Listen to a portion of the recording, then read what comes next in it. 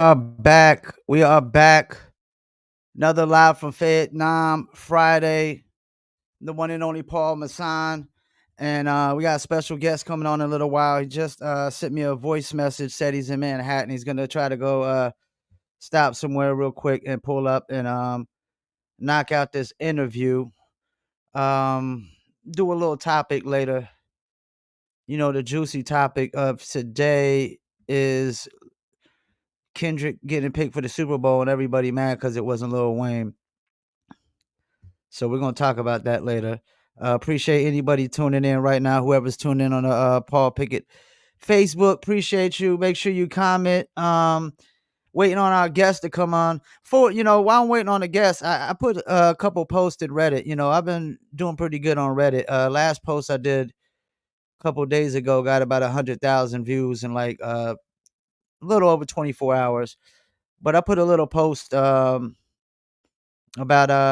our guest tonight, which is Elder Sensei. So we put who is a fan of this album, Between a Rock and a Hard Place. Got about 12,000 views. Got some comments in here. First one says, I'm out to bomb like Vietnam under the same name, Tame One. Yeah, definitely. That everyone should be a fan of it. I agree. A 10 out of a 10. It's definitely underrated. Tame One goes hard throughout the entire album. Awesome album. Coming Through Your Fucking Block is probably the best song next to Wrong Side of the Track. Lower the Boom. You got to Lower the Boom. Classic album. What it says, Chop Suey Express says, I remember recording the music video for this off of Ralph McDaniel's VMB video music box, basically back when I first heard it. So fucking underground. I respect it perfectly with 14-year-old me and my graph addiction. Bought the album and it's a follow up both upon release. RIP Tame One, Brick City. Yeah, and that song was definitely had a lot of graffiti influence into it and whatnot. So as a graffiti artist, he says as his graph addiction got him into buying the album. Thanks for the post. Pulled up the album on YouTube. Very dope. So this person probably never even checked it out, and now they think of me like, yeah, this is a really good album. I like this, but I think Tame's best performance is on Leak Brothers by far. Okay, real grab shit up, and I think our guest come in. I'm just waiting on his camera to connect. I see he popped up, but it says device not connected. He'll probably come right back in. Um, Wore that album out. Absolutely. Me, this album was the one that got me into hip hop in the 90s. It probably got most play of all the tapes I ever owned. Classic, so many bangers on this one. Still be listening to it. Yeah, everybody like that's commenting. This one says top 10 to 20 album for me. In my top 10 for sure. Yeah, so that's the people that got that album in their top 10. The artifacts between a rock and a hard place. And there's definitely some graffiti artists that definitely loved it. Definitely loved it. Just waiting on Elder Sensei. Up, he's messaging me right now.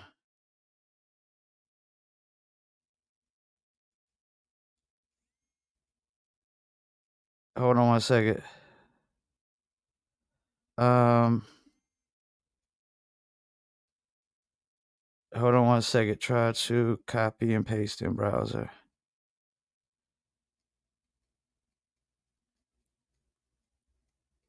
It says it's not letting them use the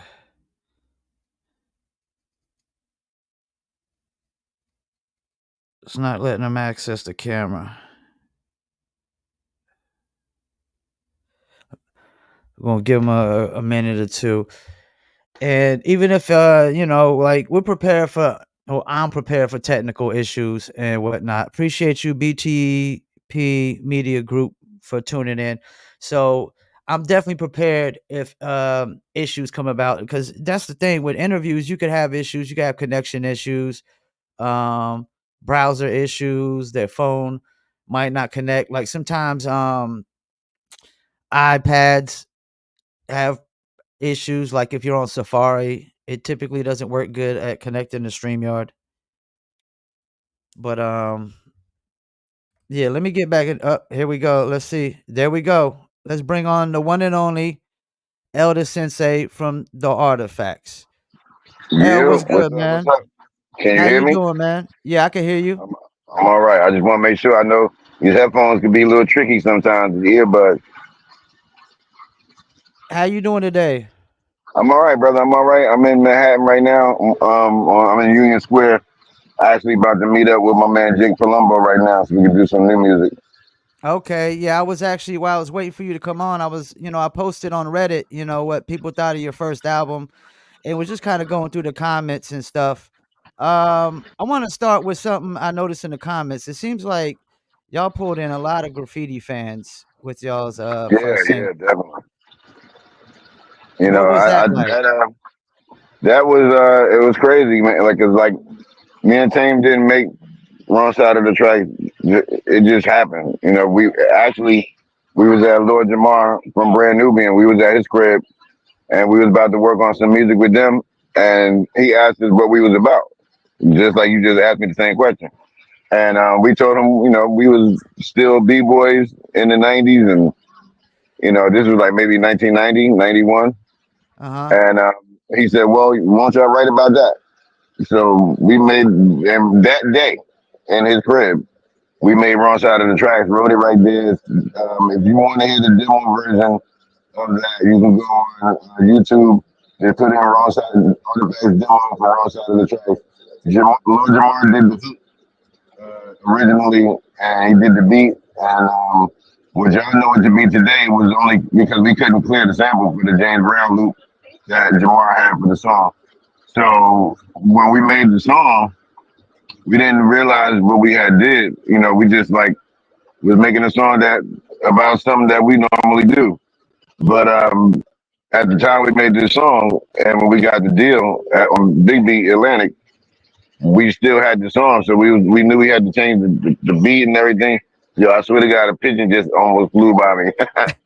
So we just changed the beat up, and the beat you hear that was T Ray. He helped make the track with us. He produced it, and the song came out the way it did.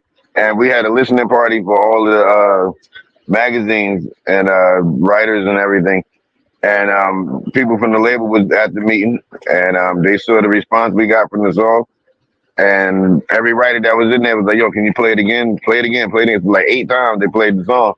So I can say that that day we knew that was going to be the single because a person from the label rep that was there was like, "Well, I guess we know what the single going to be." And that single rings true to a lot of people because it's where I'm 53 years old. So people that grew up with me Yeah.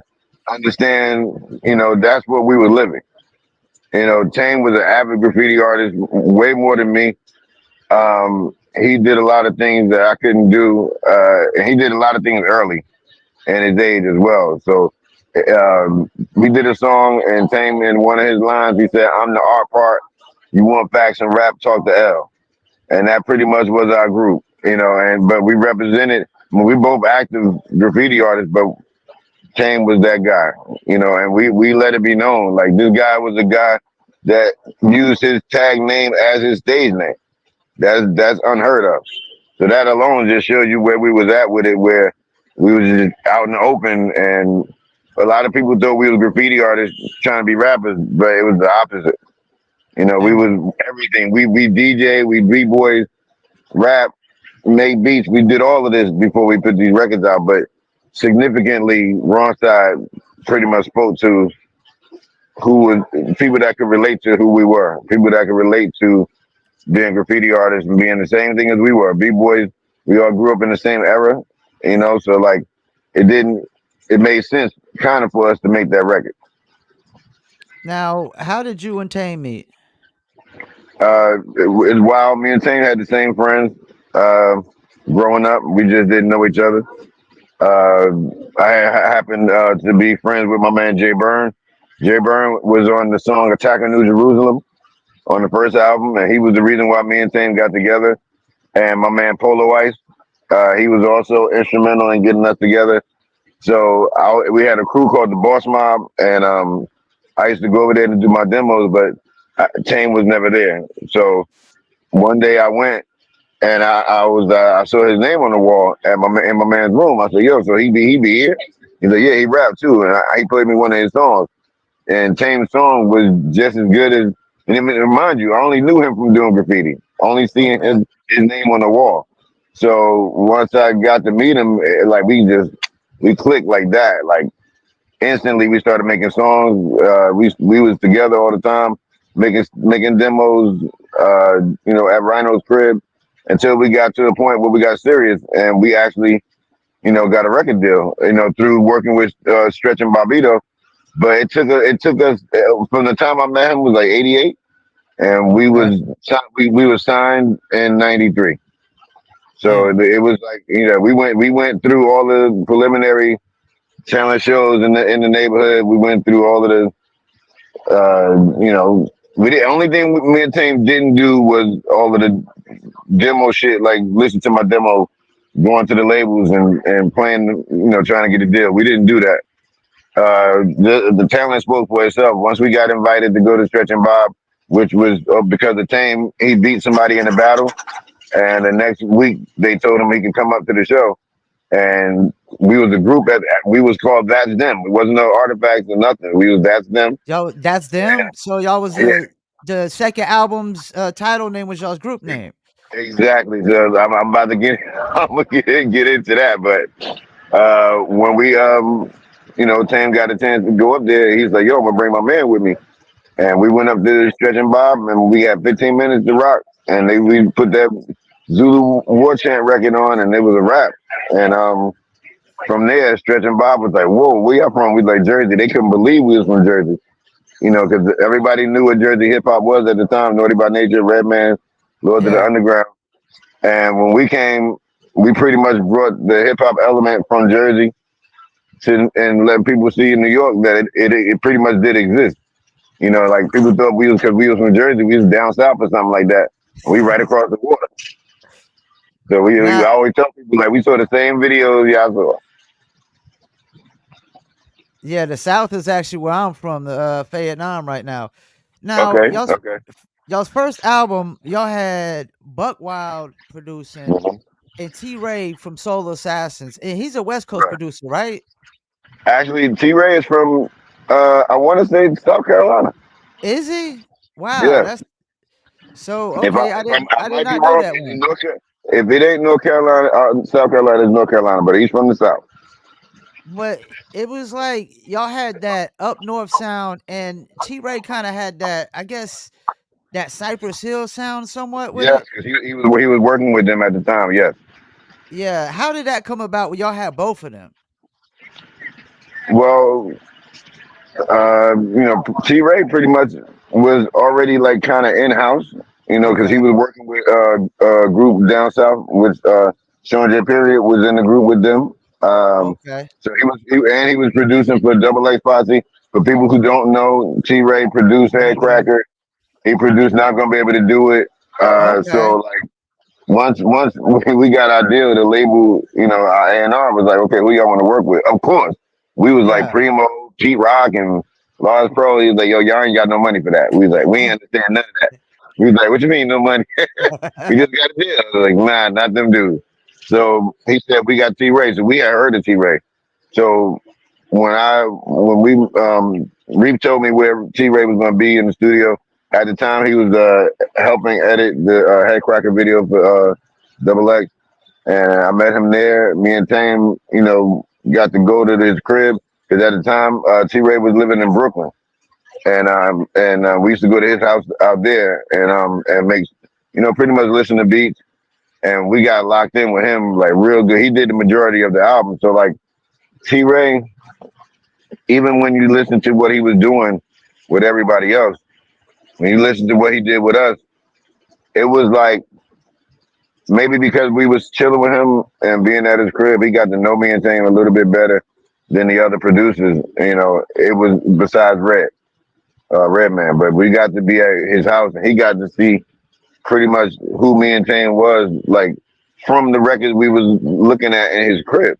Like Yeah. Rough Side of the Tracks came because we was T Ray had so many records in his basement, like just a sea of records, and he knew everything was at rows and rows of records in the basement. And we knew what the sample was, and Jack Bruce's horn came out of nowhere, but drums, everything, we knew what that was. But we always said, man, I don't care. We're gonna use Night Creation Bubblegum because we always liked the record. And we knew who used it. We knew everybody that used it. We said, let's try and do it in our own way. Once we added the drums and the bass was in there, and that Night Creation bass line for that song just be walking. But when we found the horn on the Jack Bruce record, it just solidified it from there. We was like, oh yeah, like this is gonna work. And then to have that song be the way it was, knowing we did it first with Lord Jamar, like I said, we didn't know. We knew when we picked out them samples, oh, this is gonna be the one right here. And then we just was like, yo, let's just put the words from the old song with this one. And I did the hook over it. And because Brand Nubian was on tour. So, doing that with Todd, pretty much was like the backbone of the record. It was the majority of the record was with him. So we kind of turned him into something like we were. Like Yeah. he didn't his those beats he did with us didn't sound like Soul Assassin beats and didn't sound like nothing that he was giving to anybody else. So it pretty much showed us, the chemistry as fast as we was working with him. When we listened to Dynamite Soul, way back. All of these songs, Flexing with the Tech. We had just walked in the studio and we heard the beat playing from the elevator. We was like, damn, what's that? We ran to the room, bro. We ran to the room and was looking at him like, yo, so like, who's that for? He said, hey, and Ty was from the side was like, hey man, what y'all want? Hey, y'all want that? Y'all, hey man, it's yours. You can take it. We was like, all right, we sat there and rolled some L's and we started writing right there on the spot. Buck Wow, it was the same way. Buck, again, we don't have money for these big name producers. So I was like, well, being an avid fan of Stretch and Bobbito, I heard this song. So I said, yo, who did the beat for the Camp Front joint with Sadat and Diamond? And Finesse, Yeah. he's like, oh, that's Buck Wild. That's Buck Wild. I said, yeah, well, call him. Call him. And we met Buck at the studio. Uh, and he had his SP. And that's this same day we met Rock Raider. Because Raider was doing cuts for him. He was like his designated DJ. Okay. Designated DJ. So when he do records. So he was working, and because Buck was working with OC, old Raider did cuts on OC's album as well. So we had him, Yeah. we met him, and we told him in right there we wanted to work with him instantly. Like Buck just started putting on beats, and he put on a couple of tracks, and then he played the Come On With the Get Down original version. We was like, damn, what's that? And it was the same drums from the Camp Front joint, but we didn't care, man. We listening to that sample with that, it worked. And we was like, okay, that's song number one. We did three with Buck. And to work with Buck like early DITC, Yeah. and then to get to work with all of them after a while. Showbiz, Yeah. we did a remix with him. Easy LP. I always say he's like the unofficial DITC member, but he's there. So yeah, man, it was good to and then it was only just T Ray, Buck, and Redman on the record, Yeah. totally as far as production. So that's why I said the heavy meat of the record is with T Ray. Is it Redman supposed to be like Tame One's cousin or something? Now I don't know if anybody saw my interview that I did with Peter Rosenberg for the Juan Epstein episode. I just want everybody to know Tame and Red are not cousins, but Okay. it's like how you say in the hood. He's like my cousin right here, whatever, whatever. So Yeah. but I introduced them, and from there we all became friends. We used to make freestyle tapes in Red Basement, and I'm not like, I hope I'm not bursting a lot of people's bubble, but if you look at them two together and you stand them side by side, they don't look related at all. So, so I'm Yeah, just that's gonna why say, I said or something, because right, I've right, just right. I've always heard that they were cousins and stuff. You know how these rumors be, Street man. cousin, street cousin. That's like they said for a while when what Screech from Saved by the Bell was old boy from the Beastie Boys brother for a while. Oh wow, I never heard that. That's a new one. Yeah, they kind of look like. Now the second album, which I felt like was actually better than the first, y'all had Sean J. Wow. Period produce Yeah. majority of the album. Do you felt Yep. like he gave you the artifact sound still? That's artifact Hell sound, yeah. Hell but yeah. like it also fit with the times. It was. I would say this. It might have been a little bit too futuristic for some. Coming from where we came from with the first album, where it was a lot of digging, a lot of like I would say not so familiar samples. Uh huh. But once we got, that was 2 years, from '94 to '96, and music changed.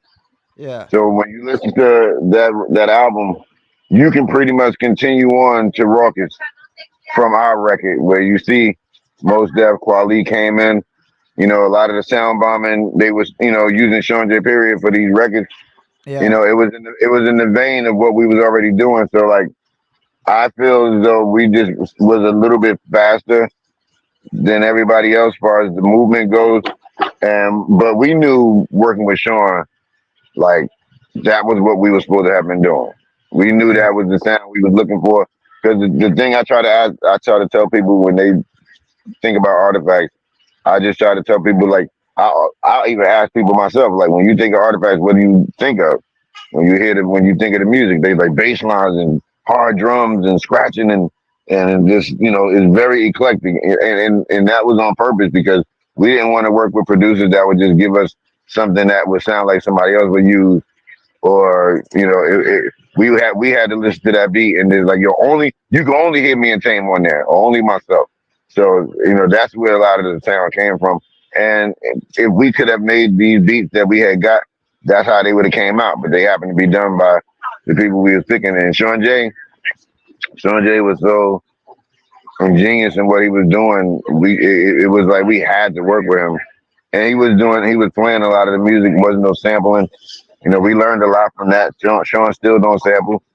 So it was something that we had to do, that like to differentiate ourselves. Because you think, 96, 97, music totally changed after that. It went the Yeah. money route. That was the last, 98 was the last year for all of the real hip hop that was on the major labels. And then it changed after that. Yeah, yeah, and I didn't realize that he didn't use no samples, but all the beats were really, really dope on there, man. And Really. And they really crispy. yeah, It was a joy to sit in the studio and watch him mix with my man Duro. Like Sean really knew what he was doing. It was a really very clean mixed record, and for us to go out on that record as our last album, I'm it was like a movie yeah, that people wanted to go see but didn't go see it, but then when they hit on cable, like I just seen that shit, I should have went to the movie to see it. So it's like that with that record. now, as a solo artist, my favorite record from you has been Crowd Pleaser, Mm. produced by Ill Mind. Is there one for Yeah. you that stands out the most as a solo? That one and definitely crowd pleaser. Um, I'll say another song that was like a little sneaky hit was "Summertime Blues," and I didn't realize how much of an impact that record made, and it was a single that Fat Beats had put out. So I just I had a lot of people come to me about that record, how much they liked it. I got a couple of spins on like TV shows and stuff like that. So it kind I guess because of the sound of it, the tempo, the happiness in the music maybe, but definitely crowd pleasing. I know for a fact, through a lot of the records I've done in my career, that is my hit record, like solo wise, like by myself. And every time I do it, it almost feel like it's a new record. I was actually scared to make that record when I first got into it. I was recording that album. I kept doing every other beat except for that one. And my man, P Original, may he rest in peace. He was sitting. I got to his crib and I sat down and I went in the room and I in the studio room and I put one of the beats on and I was like, okay, I'm gonna do this one today. He asked me like, yo, why you don't mess with that other beat though? I said, which one? He said that one Illmind did. I said, Yeah, hey, I said I gotta sit down for that one. I can't just like say anything on that one, Pete. So I yeah. gotta give me some time. I'll come back and do it the next time. So he went in the room. I started rolling the L. He goes in the room and the music cut off. And I was like, yo, what happened? Yo, he turned the crowd please beat on. He put the crowd pleasing beat on. He said, "No." He said, "We're doing this today because it was like the ninth song, like maybe the seventh song I did." So I kept passing it by. He said, "Nah, we're doing this shit today because I want to see what the fuck you gonna say on this. I want to see what you're gonna Yeah. do." Man, I wrote all that right there at the table. He said, "Don't even worry about rolling nothing. Just keep writing." So I'm writing. He's blowing. We smoking, writing, and then I got done. I did that record in like 3 takes because I told him I said, yo, after this one, I'm gonna do it right here. I'm gonna practice. I'm gonna get it right. But after I do these right here, I ain't doing this shit no more because it was so hard. The beat was so challenging and it was fast. So I just knew I was like I got to do my best on this one. I So know you said you that is gotta. my favorite one. I know you say you gotta link up with somebody. So how much more time you think you got? I'm good. My man Jake, look, Jake, wait here, hold Okay, on. I got. Let me hit. He's right there. My man Jake Okay, Colombo right there. I got a couple more questions.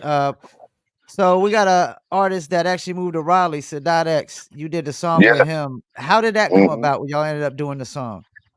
Well, me and X got a whole album called XL. It came out Oh, that's right. 2018. Yeah, yeah, I Yes, forgot about indeed. that. Yes, indeed. Yeah, we put that record out on vinyl digital, the German label.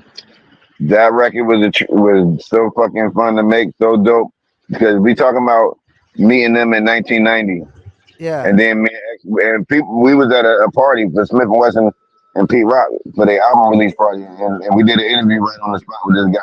And right after the interview, he said, "Yo, y'all ever think about doing an album together?" X was with his manager, I was with a friend of mine, and we just looked at each other like. We never even did it. And I've known him since '90. That's it. So yeah. we just once we made that, we looked at each other. We made that decision. We was off to the races. Started recording. It took us a while to do it though. We were still doing artifacts and brand new band and dot stuff, elder sensei stuff.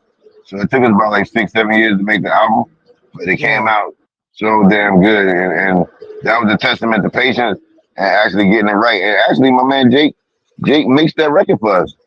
So Okay. that's why it came out perfect too.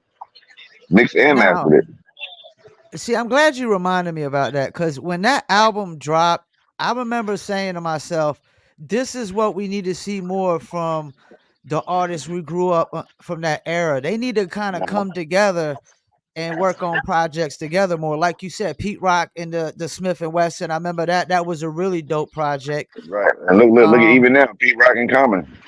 All very yeah, Pete Rock straight. and Common. Yeah, I think we need to see more of that from artists Yeah, in we that era, just kind of me and working X gonna do together. another one. We're gonna be working on the next one soon. We got all the beats picked out. It's just that he's out in Raleigh, and I'm up Yeah. here, so we couldn't record as much as we did before. But we're gonna start working on it. Now, at 53, man, you still one of the illest dudes to grab a mic, dopest MCs. Like, what motivates you still to this day? Well, there's a few other. Well, I can't even say a few. There's a lot of other MCs that's out here working that I been rocking with since the beginning. So whether if it's a Paramount or a Common, Yeah. people at these shows we go to, a lot of the legends do shows.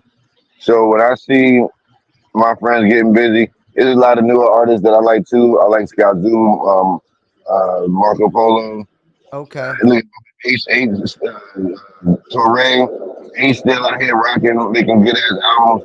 So when I see that, that motivates me. That get me going. To keep my pen sharp. And it's hard to let this go. Honestly, nobody's going to tell you that they're going to stop. Especially when you're doing it in a right way where it's working for you and you can pay your bills and not look at it as just a hobby. So this is what I'm doing. This is my work, and I, like I said, I pay my bills doing this, and I do it because I love it. I work with people that love doing it as well, and we make long as long as you make good. You only as good as your last record. So every record that I'm making, I know got to be my like some prime premium music to even still get people to give me deals. So it's like this is the thing that I've been able to polish and get right, and actually, that's the hardest thing I tell people when they ask for advice. Like, yo, I can't give you advice on how good you can be to make people purchase your music. That's going to be up to the artist and themselves. Because I had to answer that once me and Tane got our deal. Once we made music that was for everybody, we was able to keep going. I got one more question. I'm gonna let you go here. Even though I did want to kind of get in the thing you were talking about with the logo I seen where you posted, but Yeah, no, we can get into that real quick too. I know we got a little okay. time. So in 2021, y'all got back together. You released the album, No Expiration Date. I was listening to it Mhm. today. All songs produced by Buck Wild, and then Tame passed. I mean, how hard was that moment for you? Well, to do that record and all of the stuff we went through to get it made, just the vinyl plant getting burned down in Germany and have to get another one in Amsterdam. Just the whole presentation of the label and putting it together right to have it come out. And, Tame didn't make it long enough to see the record come out. He Yeah, saw it. He saw the record. He saw the artwork and everything like that, but he didn't get to see the record come out. And the last time he was at I saw him in October. And when he came to my crib, he asked me to play the record. And while we were listening to it, he was just like, "Yo, this shit is so fire, bro." Because he came, he was doing a lot of stuff, working and stuff like that. So he didn't go see me do the process. Like he did his bars and that was it. So he didn't come. He yeah, didn't get to go to the mix sessions, a lot of the mastering, all of this stuff. So he just only did his verses and then heard the final product. So he was like, "What the hell?" So like he heard the master version while we was in the car, and he just looked. I looked at him in the back seat, and he looked at me like, "What the fuck?" He's like, "Yo, bro." I was like, "You happy with it?" He said, "Am I happy?" Your yeah, boy was really, really happy with that record, you know. And that's the only thing for me that's kind of crushing because when the vinyl came to my house and everything like that, and when it got released, he wasn't here. So damn. that's the only thing for me. Now, I seen a post that you posted about the Artifacts logo, Hmm. where I guess somebody was trying to come at you for copyright infringement or something on it. Well, it wasn't somebody. It's actually Tame One's mother. Okay, So Yeah, Tame's mother. Yeah, if people know the situation, it's people that know and some people that don't know. But is I'm going to just keep it honest. When somebody's been there, all through this whole process of maintain, doing all of the things we've been doing, uh, is one constant thing that been happening. His mom is like the K Solo song. Your mom's in my business. So yeah, it's like now that he's gone, she's just relentless with it now, like yeah, but for no reason. With business wise, me and Tame split everything. yeah, The only thing Tame didn't do was do merch, yeah, and he had every opportunity to do it, just like his mom's has every opportunity, but I can't call it on why she want to go this route. Because the thing I said, only way I'm sharing money with anybody, and I told Tame the same thing. If you're not gonna put in with me to make this merch, I can't share no money with you. yeah, yeah, yeah, Like we investing in a company together. Like I can't just, he was expected money for free just because he was in the group. But he knew how much that cost me to make all this stuff. It's not free. So I got printing people doing stuff, two different people doing the printing, and one is in California and one is in New Jersey. So he knew it was.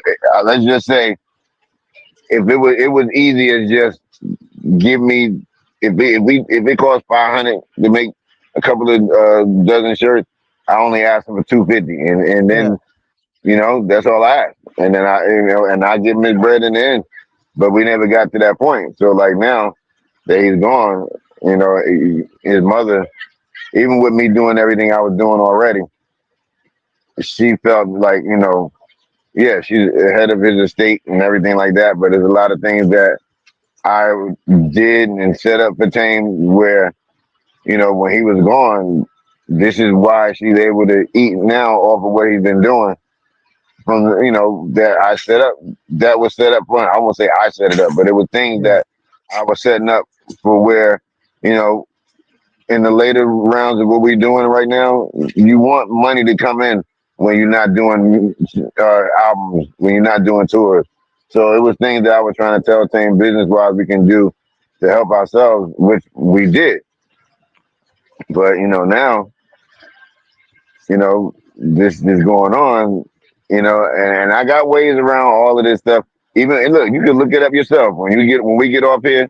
Go to uh-huh, USPTO and you'll see the trademark and who owns it right now. You'll see her lawyer name in there. So when people ask me, what's going on, I'm like, look, you can look for yourself. Just put in yeah, artifacts in the trade, and you'll see and you'll see me protesting it.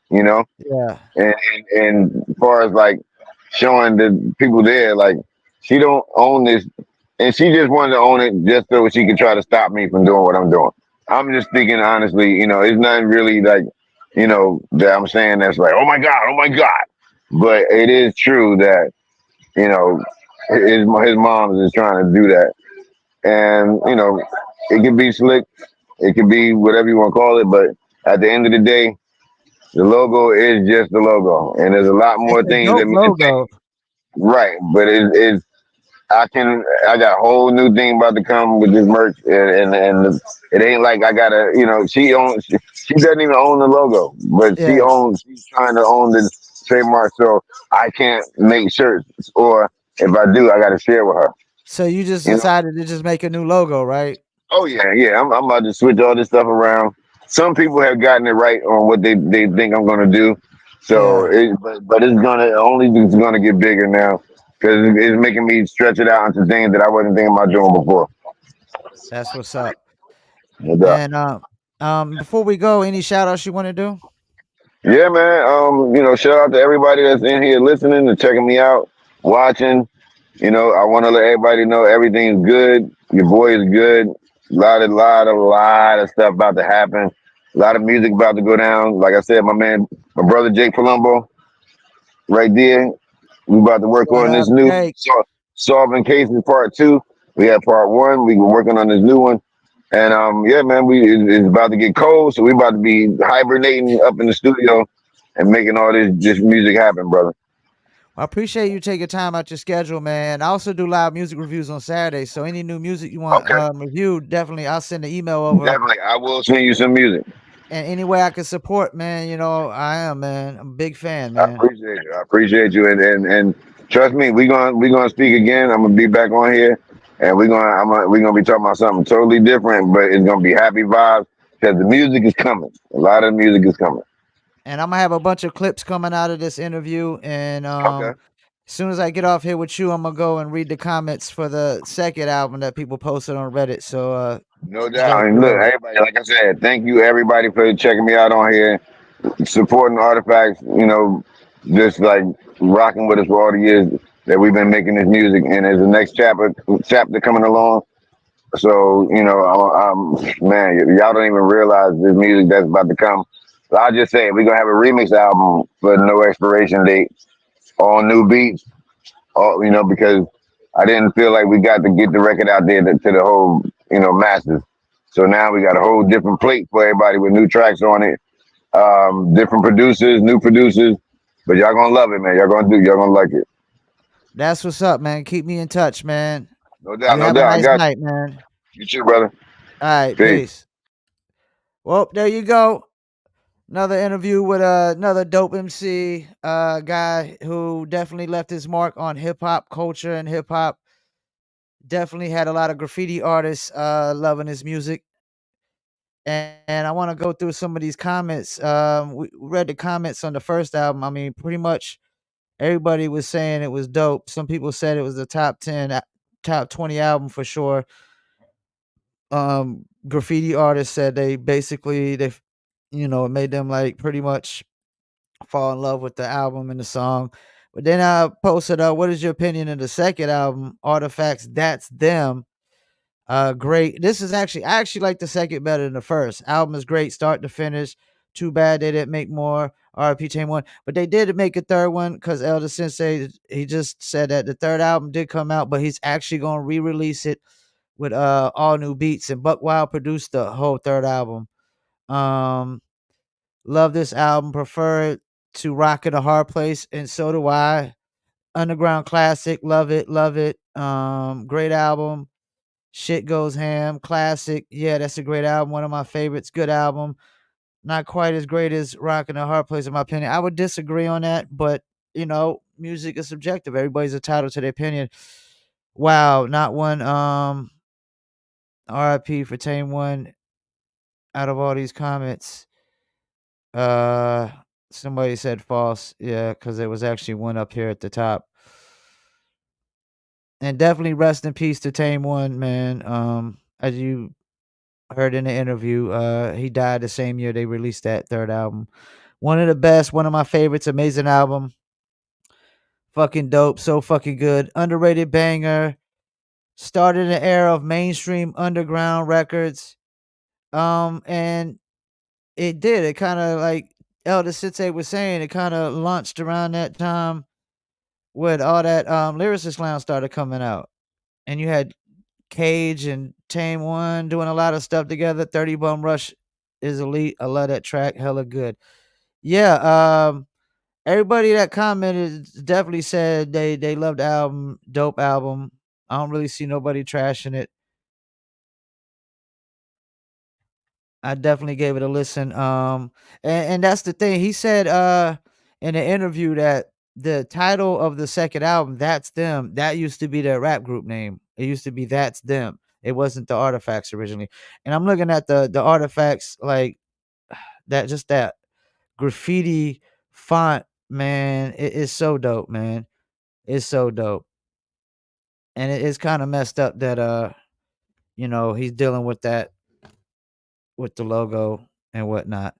But yeah, let me get into this quick little topic before I go, because they got BKFC 66, I think it is tonight. You got Reba versus Blas and a bunch of other dope fights as well. So appreciate Elder Sensei for taking this time out. As you see, it was starting to get dark. He was in the park. Had his homeboy Jake waiting. I guess Jake does all the mixing and mastering. Um, we still got John Jones in the building. Appreciate you. Still got the Artifacts marker. Uh, Chris Porterfield tuned in today too. Appreciate you.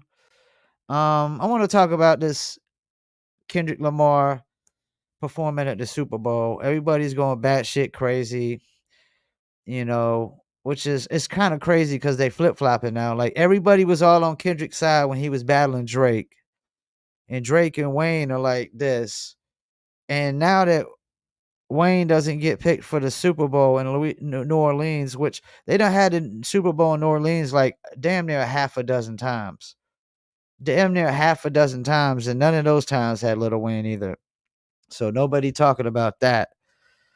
Um, I think they got the right choice. I think they got the right choice. First of all due respect to Little Wayne, but Little Wayne has not been considered top 3 in the game for the last decade. That's been Kendrick, Drake, and Cole. Kendrick, Drake, and Cole. So there's that. Um, you seen some of these performances of Little Wayne? They're lackluster. I've seen some awful ass performances from Little Wayne. I've seen the videos out there. There's some awful ass performances from Little Wayne. I think about the Super Bowl. Super Bowl, like the NFL is a league of guys who are looked up as role models. So we don't need the guy who probably openly I know they say he's off of the liquid codeine, but I don't know about that. He talks like he's still on it. I swear he talks like his his speech be slurring like he's still on that liquid codeine.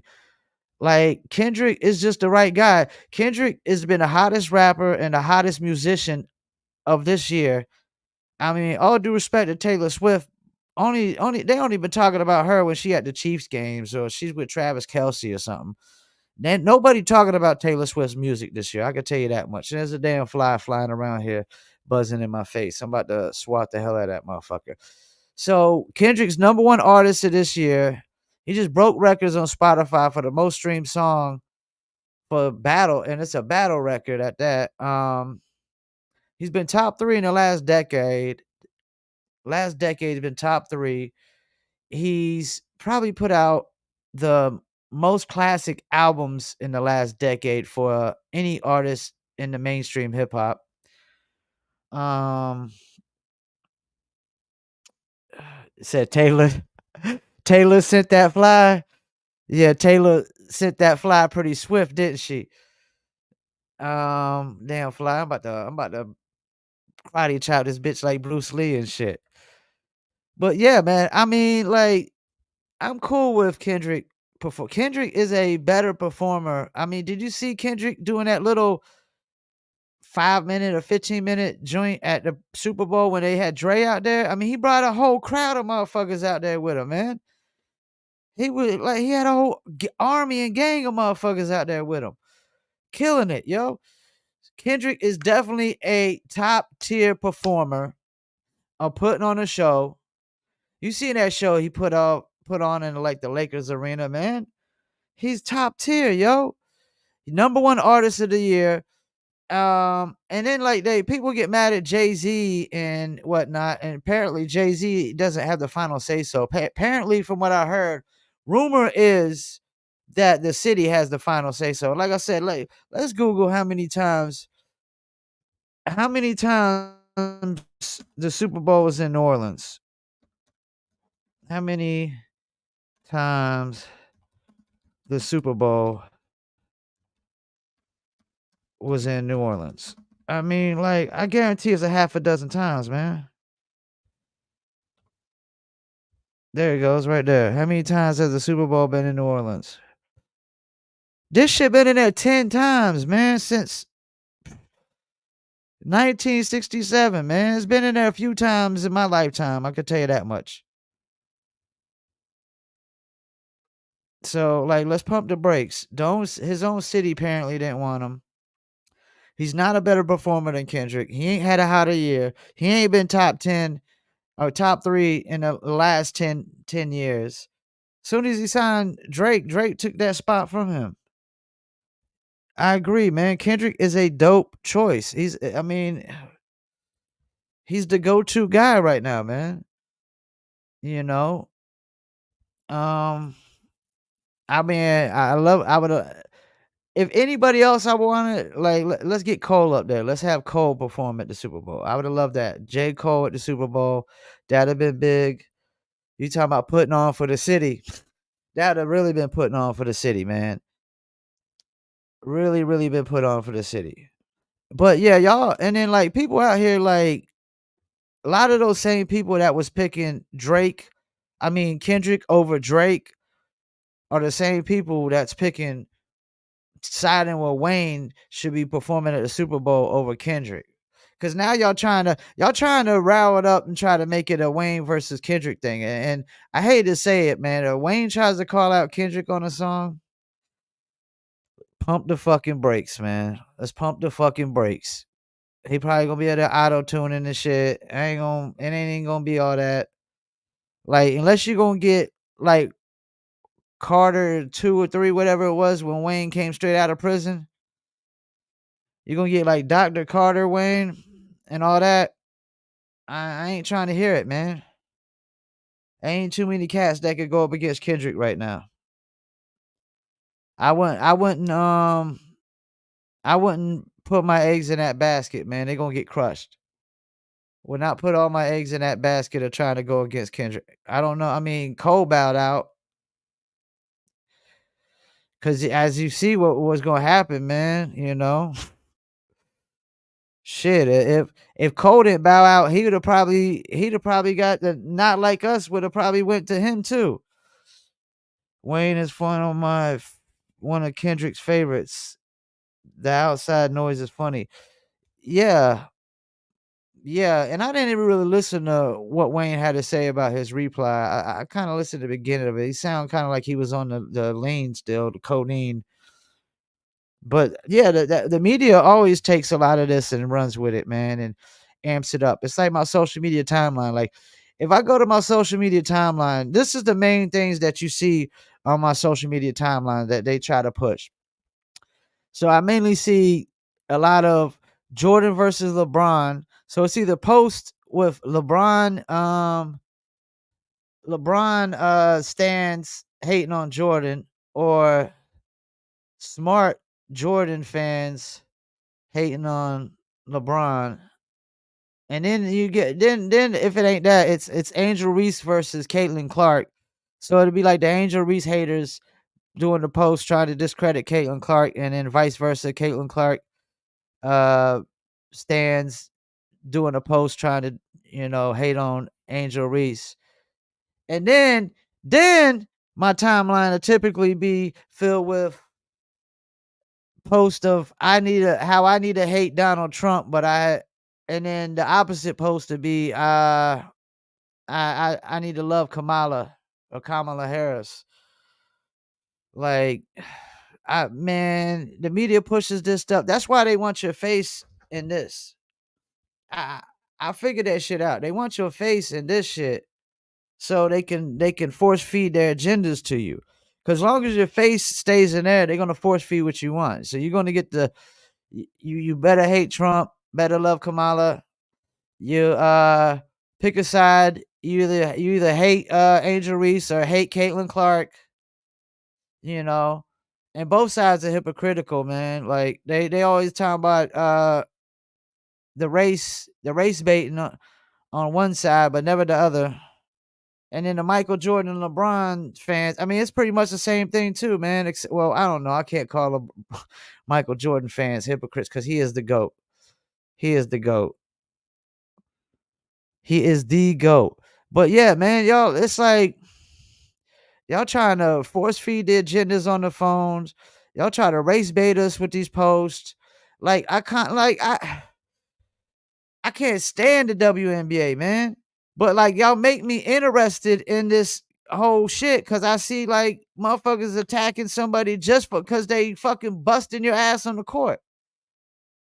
I see somebody busting somebody's ass on the court and I see him getting attacked and shit. And then I see somebody uplifting the league, but I saw a bunch of women bitching and complaining about we need more awareness and attention to this league. Then you got like I won't call her the Michael Jordan or the Larry Bird of the league. She's more like the Steph Curry of the league, but she passes a lot more than Steph Curry. So she's more like whoever, like she's like the Tyrese Halliburton plus Steph Curry of the league.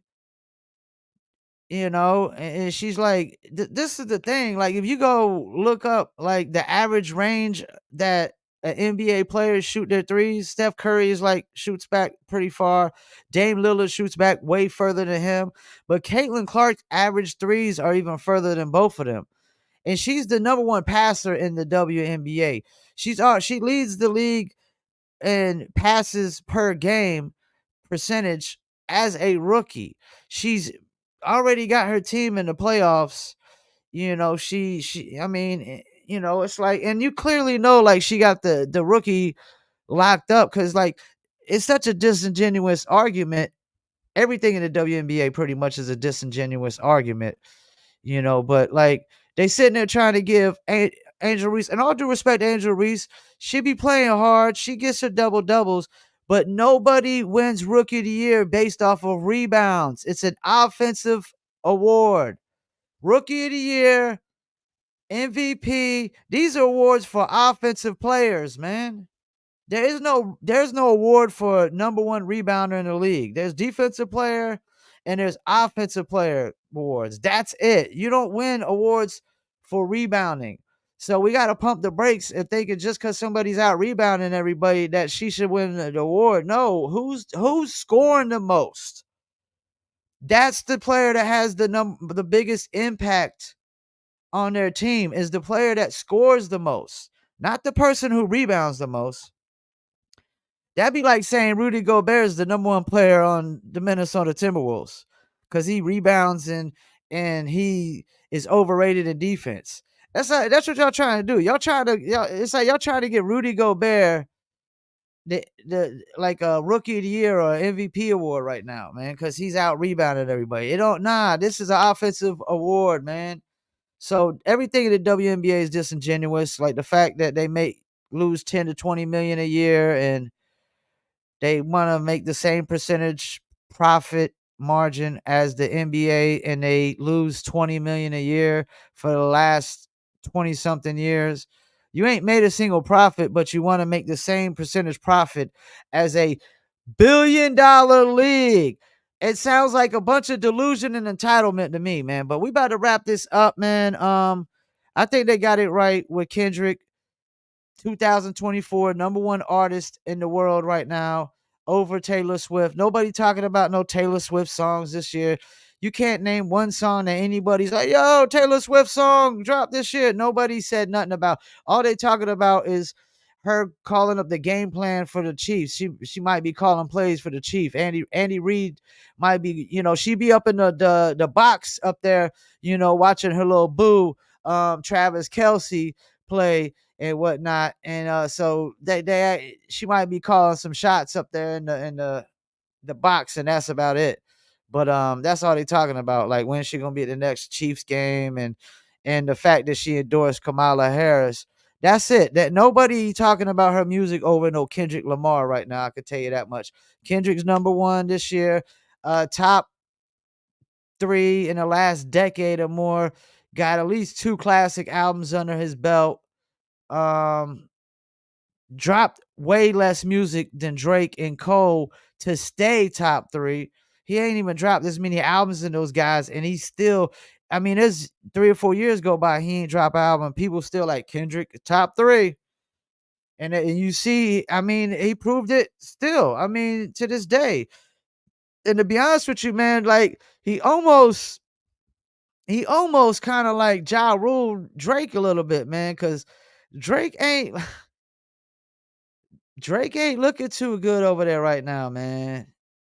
Drake ain't looking too good over there. He's kind of looking a little Ja Rule-ish right now, And Kendrick does come from that Dr. Dre, Eminem, 50 Cent kind of family tree. So you know what 50 did to Ja Rule. So yeah, Drake's looking a little bit Ja Rule-ish over there. It's kind of smart that Cole kind of bowed out because he might have took some chinks to his armor, man. It might have really tarnished his career a little bit, you know, if he would have tried to go up against K Dot.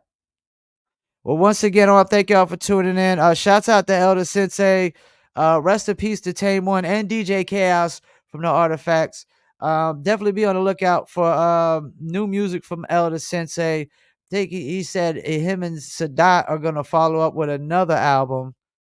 And I need to reach out to Sadat. He's up there in Raleigh, man, and try to knock out an interview with him soon. Appreciate everybody that tuned in. I'm about to get off here and I'm about to tune in to these bare knuckle BKFC fights.